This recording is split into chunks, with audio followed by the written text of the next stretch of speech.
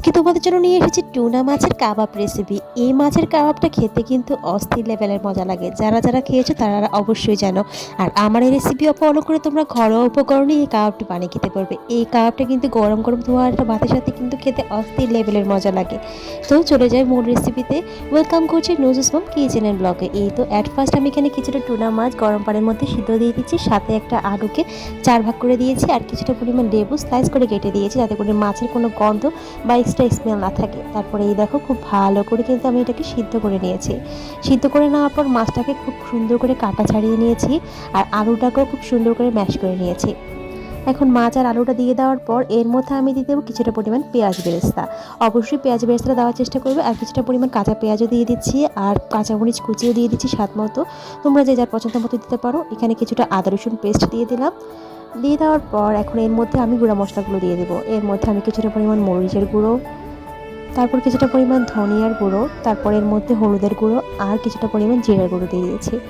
তোমরা যদি কাবাব মশলা ঘরে থাকে সেটা দিতে পারো। যেহেতু আমি একদম ঘরোয়া উপকরণে তৈরি করছি তাই কাবাব মশলাটা আমার কাছে ছিল না। আর এখানে ধনিয়া পাতা কুচি আর কিছুটা বিস্কিটের গুঁড়া আর এখানে আমি দিয়ে দিয়েছি লেবুর রস। আর এখানে আমি একটা ডিমের সাদা অংশ ফুটুকে দিয়েছি, শুধুমাত্র কুসুমটা বাদে। এখন এটাকে খুব ভালো করে মিক্স করে নেব।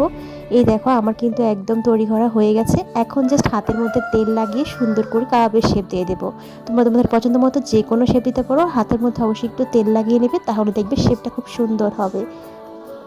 দেখতে পাচ্ছ আমি কিভাবে কাবাবের সবগুলো শেপ দিয়ে দিয়েছি। দিয়ে দেওয়ার পর এখন আমি কিন্তু কড়াইয়ের মধ্যে গরম তেল দিয়ে দিয়েছি। তেলটা একটু গরম হয়ে আসলেই কিন্তু কাবাবগুলোকে ছেড়ে দেবো।